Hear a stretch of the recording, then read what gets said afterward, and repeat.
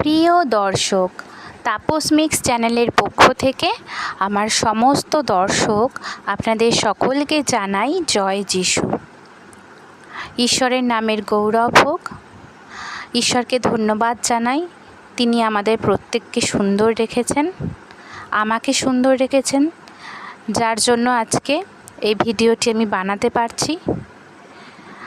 আজকে আমরা যে বিষয় নিয়ে বলবো বা আলোচনা করব সেটি হলো যে ঈশ্বর আমাদের প্রার্থনায় সাড়া দিচ্ছেন বা উত্তর দিচ্ছেন, সেটি আমরা কিভাবে বুঝব। দেখুন, মা, ভাই, বোন, দাদা, দিদি, আমরা প্রত্যেককেই ঈশ্বরের কাছে প্রার্থনা করি। আমরা আমাদের স্বর্গীয় পিতা প্রভু যিশুর কাছে প্রার্থনা করি। আমাদের নানান জনের নানান সমস্যা আছে, তো ঈশ্বর যে আমাদের প্রার্থনায় সাড়া দিচ্ছেন, উত্তর দিচ্ছেন, সেটা আমরা কিভাবে বুঝব। প্রভুর কাছে আমাদের প্রার্থনা থাকে বিভিন্ন বিষয় নিয়ে। এক একজন এক এক বিষয় নিয়ে প্রার্থনা করেন। কেউ কেউ রোগ থেকে সুস্থ লাভের জন্য প্রার্থনা করেন, কেউ কেউ কর্মজীবনের জন্য প্রার্থনা করেন, কেউ শিক্ষার জন্য প্রার্থনা করেন, নানান জনের নানান বিষয় নিয়ে। তো আমাদের এই যে প্রার্থনা আমরা করি, এই প্রার্থনার উত্তর প্রভু আমাদের যে দিচ্ছেন, এইটা আমরা কিভাবে বুঝব।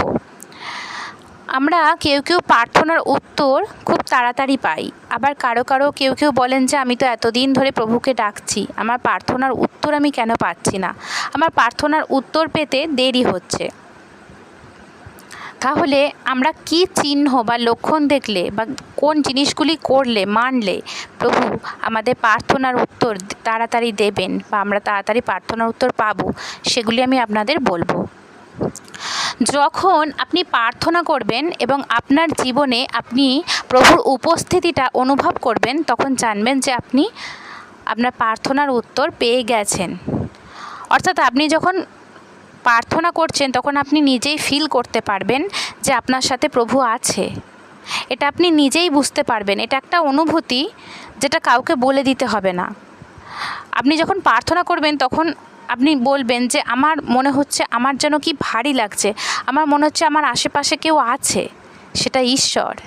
হ্যাঁ, তিনি আপনার সাথে আছেন, তিনি আপনার হাতকে শক্ত করে ধরে রেখেছেন।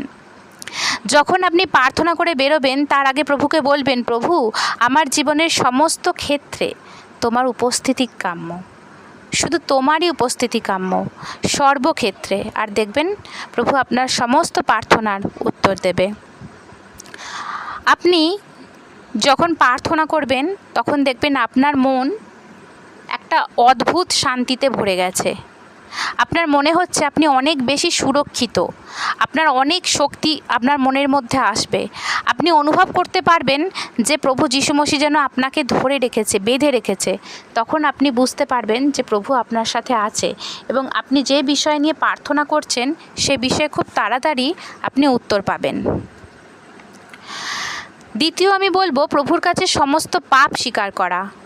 আপনি প্রভুর কাছে সমস্ত রকম আপনার জীবনে ঘটা সমস্ত রকমের পাপ আপনি প্রভুর কাছে স্বীকার করুন। কোনো পাপ প্রভুর কাছে গোপন রাখবেন না। কারণ আপনি হয়তো ভাবছেন যে ঈশ্বরের কাছে এই জিনিসটা আমি গোপন করছি, ঈশ্বর জানবেন না, কিন্তু তিনি অন্তর্যামী, তিনি সব দেখতে পাচ্ছেন। তাই কোনো একটা পাপ যেটা আপনি ঈশ্বরের কাছে স্বীকার করেননি বা স্বীকার করতে ভুলে গেছেন, সেটি কিন্তু ঈশ্বর জানেন, সেটি সম্বন্ধে ঈশ্বর অবগত। তাই আপনি সমস্ত পাপ, আপনার জীবনের সমস্ত পাপ সম্পর্কে ঈশ্বরের কাছে ক্ষমা চান। আর এই পাপ থেকে ক্ষমা চাইলেই আপনি আপনার প্রার্থনার উত্তর পাবেন। পাপ থেকে যদি আপনি ক্ষমা না চান তাহলে আপনি প্রভু থেকে দূরে সরে যাবেন। তাই আপনার জীবনের সমস্ত পাপ প্রভুর কাছে স্বীকার করুন, দেখবেন আপনি প্রভুর উত্তর পেয়ে গেছেন। প্রভুর কাছে যখন আপনি প্রার্থনা করবেন দেখবেন অনেক সময় আপনার মনে হবে যে আপনি কাঁদতে চাইছেন না, কিন্তু আপনার চোখ দিয়ে অনবরত অশ্রু ঝরেই চলেছে। এটা আমার নিজের হয়েছে কয়েকবার, মানে সব সময় নয়, বেশ 2-1 বার হয়েছে যে আমি যখন প্রভুর প্রার্থনা করছি অঝরে চোখ দিয়ে জল পড়ছে। সেই জল প্রভুই আপনার চোখ দিয়ে ঝরাচ্ছে, কারণ আপনার ভেতরের সমস্ত কষ্ট, সমস্ত দুঃখ শেষবারের জন্যে প্রভুর কাছে জল হয়ে ঝরে পড়ছে।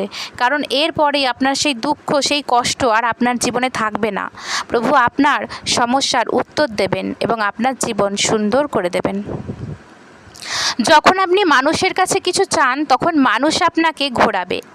আজকে চাইবেন, বলবে কালকে দেব, পরশু দেব। আপনাকে সেটা মানুষ দিতেও পারে, নাও পারে।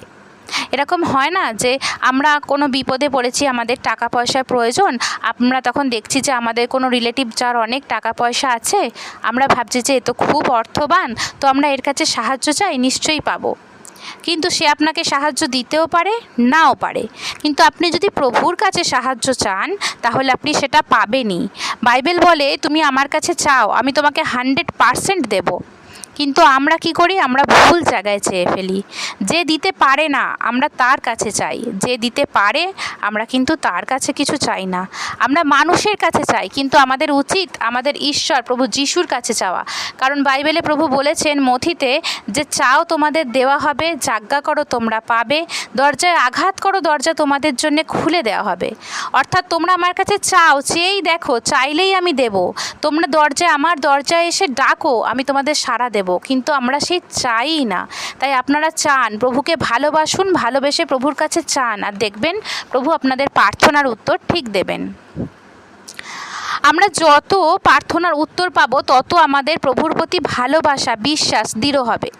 ধরুন আজকে আমি প্রভুতে নতুন এসেছি, আমি কারো থেকে শুনেছি, আমি বিশ্বাস করে প্রভুর কাছে কিছু চাইলাম, প্রভু আমাকে সেটা দিল। আমি আস্তে আস্তে কী করলাম, তখন প্রভুর উপরে আমার বিশ্বাসটা বাড়তে থাকলো। যখন কেউ রোগ থেকে ভালো হয় প্রভুর কাছে প্রার্থনা করে, তখন কিন্তু সে দ্বিতীয়বার তার কিছু হলে আগে ডাক্তারখানা যাওয়ার আগে সে তখন প্রার্থনাই করবে। কারণ সে জানে, সে জানে যে আমাকে এই অবস্থা থেকে একমাত্র ভালো করতে পারে প্রভু যিশুর প্রার্থনা। তাই বিশ্বাসে দৃঢ় হন। যত বেশি বিশ্বাস বাড়বে, তত বেশি প্রার্থনার উত্তর তাড়াতাড়ি পাবেন। প্রার্থনার উত্তর সবসময় আমাদের আত্মাকে, আমাদের আত্মিক যে একটা শক্তি আছে, সেই শক্তিকে কি করে? দৃঢ় করে। যখন আপনি অসুস্থ হবেন, তখন প্রার্থনার জন্য আপনার মণ্ডলীকে বলুন যে আমার সুস্থতার জন্য প্রার্থনা করুন। কারণ যাকব এখানে প্রভু বলেছিলেন 5 অধ্যায় 14 পদে যে যখন কেউ অসুস্থ হবে, সে যেন মণ্ডলীর যাজককে বলে যে তার জন্য প্রার্থনা করতে। আর মণ্ডলীর যাজক যদি তার জন্য সুস্থতার প্রার্থনা করে, তাহলে সে অবশ্যই সে সুস্থ হবে। তাই আপনারা যখন কেউ কোনো সমস্যায় পড়বেন, কোনো শারীরিক দিক দিয়ে সমস্যা হোক, মানসিক হোক, যাই হোক, আপনারা তখন আপনাদের নিকটস্থ মণ্ডলীর যান এবং মণ্ডলীতে গিয়ে বলুন যে আপনার জন্য প্রার্থনা করতে, আর আপনি আপনার প্রার্থনার উত্তর খুব তাড়াতাড়ি পাবেন। যখন আপনি প্রার্থনা করবেন, তার সাথে আপনার নিজেকে পরিবর্তন করুন। আপনার নিজের সমস্ত প্রকার বাজে স্বভাব, খারাপ স্বভাব, সমস্ত প্রকার আসক্তি, এগুলি ত্যাগ করুন। যেমন আপনার আগে যে পরনিন্দা করতেন, পরচর্চা করতেন, সেগুলোকে পরিহার করুন। গালিগালাজ করতেন, সেগুলো ছেড়ে দিন। আপনার কোনো জিনিসের প্রতি আসক্তি আছে, সেগুলি ছেড়ে দিন। প্রভুর বলা প্রত্যেকটা বাক্য মানুন, দেখবেন আপনি আপনার প্রার্থনার উত্তর পেয়ে গেছেন। আপনার মধ্যে কোনো যদি খারাপ কিছু থাকে, আপনি সেগুলোকে সমস্ত কিছু ছেড়ে দিন। যখন আপনার জীবনে খুব ঝড় উঠেছে, আপনার জীবন এলোমেলো হয়ে গেছে, আপনি কি করবেন? তখন শান্ত থাকুন। অনেক যন্ত্রণা আপনাকে কুড়ে কুড়ে খাচ্ছে, জানি যন্ত্রণায় শান্ত থাকা যায় না, কিন্তু আপনি শান্ত থাকুন। অনেক সমস্যা এসেছে, আপনি শান্ত থাকুন। আপনার জীবনে অনেক কষ্ট, দুঃখ, আপনি শান্ত থাকুন। শুধু প্রভুর প্রার্থনা করুন, প্রভু আপনাকে সব কিছু থেকে মুক্তি দিয়ে আপনার জীবনকে সুন্দর করবে। আপনি যখন প্রভুর প্রার্থনায় করবেন, যখন খ্রিস্টে থাকবেন, এমন জীবনযাপন করবেন যে জীবনযাপনে প্রভুকে আপনি খুশি করবেন। আপনি যদি প্রভুকে খুশি করেন, তাহলে আপনার মনস্কামনা এমনিই পূরণ হয়ে যাবে। আপনার লাইফস্টাইলের উপরেই নির্ভর করছে যে আপনি প্রভুর কতটা আশীর্বাদ পাবেন। আপনার লাইফস্টাইলই বলে দেবে যে আপনার প্রার্থনার উত্তর আপনি কত তাড়াতাড়ি পাবেন। আপনি যদি প্রভুর সমস্ত বাক্য মেনে চলেন, তাহলে আপনাকে প্রভুর কাছে নিজে থেকে কিছু চাইতেই হবে না। যে প্রভু আমাকে এটা দাও, ওটা দাও, আমার এই হয়েছে ওই হয়েছে, কিছু বলতেই হবে না। প্রভু জানে আপনার কোথায় কখন কি লাগবে, আপনার কোথায় কি সমস্যা। প্রভু আপনাকে সব এই সমস্যা থেকে সলভ করে দেবে। লাস্ট পয়েন্ট আমি যেটা বলবো, যে মাংসের দ্বারা নয়, রুটির দ্বারা নয়, ঈশ্বরের বাক্য দ্বারা বাঁচুন। সব সময় বাইবেলের বাক্য পড়ুন, পিতার আজ্ঞা মানুন। সদাপ্রভু আমাদের পালক, সদাপ্রভু আমাদেরকে রক্ষা করবে। আমি কাজ পাচ্ছি না, আমাকে কেউ কাজ দিচ্ছে না, সদাপ্রভু দেবেন। আমাকে কেউ সাপোর্ট করছে না, আমাকে কেউ পাশে এসে আমার দাঁড়াচ্ছে না, সবাই আমার বিপক্ষে, কিন্তু প্রভু যিশু আমার সাথে আছে। সবাই যদি বিপক্ষে চলে যায়, আপনি জানবেন অলক্ষ্যে দাঁড়িয়ে একজন বলছে, আমি তোর হাত ধরে আছি, আমি তোমাকে ছেড়ে কখনো যাব না। আর সেটি হলেন প্রভু যিশু মসিহ। তাই নিজেকে উজাড় করে প্রভু যিশুর চরণে আসুন। কে কি বলছে, কে কি করছে না দেখে, নিজের মনকে শান্ত রেখে নিজেকে উজাড় করে প্রভুর কাছে প্রার্থনা করুন, আর প্রার্থনার উত্তর তাড়াতাড়ি পাবেন। আজকের মতো এখানেই শেষ করছি। ভিডিওটি ভালো লাগলে লাইক করবেন, কমেন্টস করবেন এবং আমাদের চ্যানেলটিকে অবশ্যই সাবস্ক্রাইব করবেন প্রভু যিশু সম্বন্ধে আরও নতুন ভিডিও পাওয়ার জন্য, এবং ভিডিওটিকে আরও শেয়ার করবেন যাতে সবাই প্রভু যিশু সম্বন্ধে জানতে পারে। নমস্কার।